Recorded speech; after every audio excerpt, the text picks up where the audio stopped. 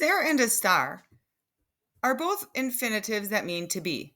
So, how do you know the difference? How do you know when to use one versus the other if they mean the same thing? That's what we're going to talk about here. Ser is used for more permanent things, things that are less likely to change. And I have a nice little acronym that I'm going to share with you here in a minute. Okay, so just think of ser as permanent. Now, when you're going through and you're actually saying things like I am, he is, she is, and so on, it's important to note that in Spanish, there's two different ways to say you are. There's an informal way and a formal way, which we don't do in English. So I just want to point that out to you right here. Informal is for like your buddies, someone you're really comfortable with, someone you know really well.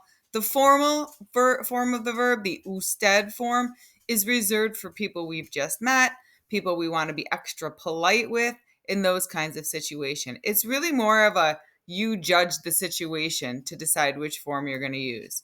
But the rest of these are pretty similar, right? We are, they are, that's the same as English. But then they also have an all of you, like a you guys or you all form. And one is formal and one is informal. Now, we're not going to actually have to spend much time thinking about this because this informal one is only used in Spain and we don't really teach it. I'll show it to you. It's the vosotros form, and you can see it down here where I'm pointing over here. But like I said, because it's only used in that one country, in that one place, any Spanish we'll be speaking in the United States will only use the formal ustedes way of saying you all. All right. So anyway, that's a little review of subject pronouns. So if we're talking about ser, this means to be in a more permanent situation.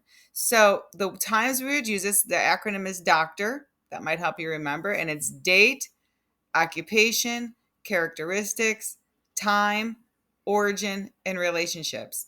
But you might say to yourself, wait a minute, I thought you said ser was used for permanent things. Well, date and time aren't permanent. And you'd be right to say that. In those two situations, it's kind of an exception. But in general, we think of ser as a verb to be used for things that are more permanent.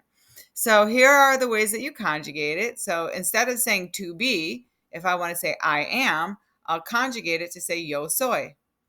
You are, in the informal way, is tú eres. He or it is él es. In other words, I could say he is, él es.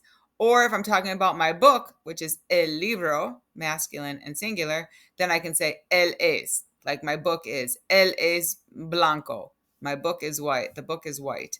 Okay. Ella es, she or it is. Again, the it would have to be something that's feminine and singular to say la ella es when you're talking about an object. Usted es, it means you are, and that's the formal one. So tú eres and usted es mean exactly the same thing in English. You are. But this one's the formal and this one's the informal. Nosotros somos means we are. Ellos son means they are. Ustedes son is the one we'll be using, and that means you all are, or you guys are, or y'all, right? And then vosotros sois, that's the really informal one, but that's the Spain one we won't be using. Now, I don't expect you to memorize all this. Of course, you won't remember this the first time you look at it. You are welcome to keep looking back at these notes, use them for your assignments, use them for your tests, keep coming back, and the more you look at it, the more this kind of stuff will sink in. So if we wanted to say what the date is, we need to use a form of ser. See, we're using this one right here in the middle. Es el 4 de abril. It's the 4th of April. If I wanted to say she is a teacher, we're talking about an occupation. Ella es profesora. Characteristics, we want to say we are organized people. It would be nosotros somos ordenados.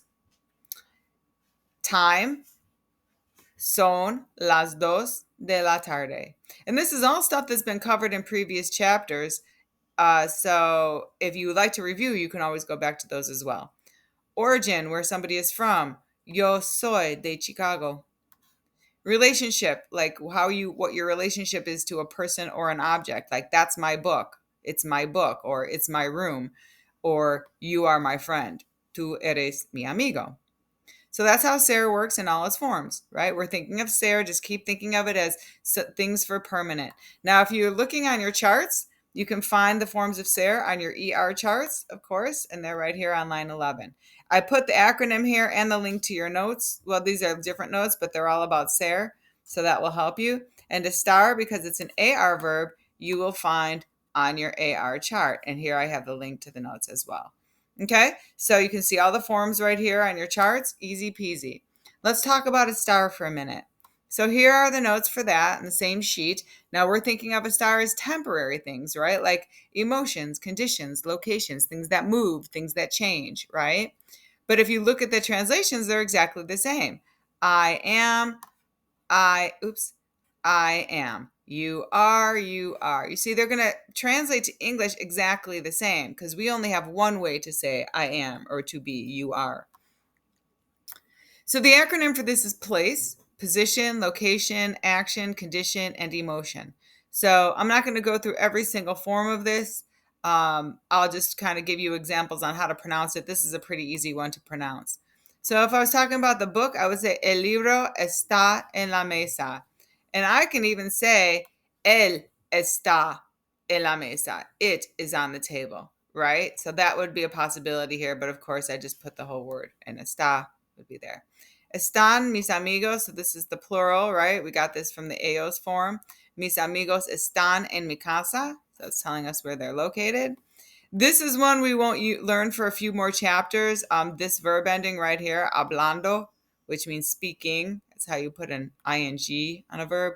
We'll learn that later. But it's important to know that when it's something you're doing right now, in this moment, you will use a form of the verb estar. So yo estoy hablando. I am speaking. How someone's feeling, right? Or condition, what condition they're in. If they're ill, that would be a condition. Tú estás cansado. You are tired.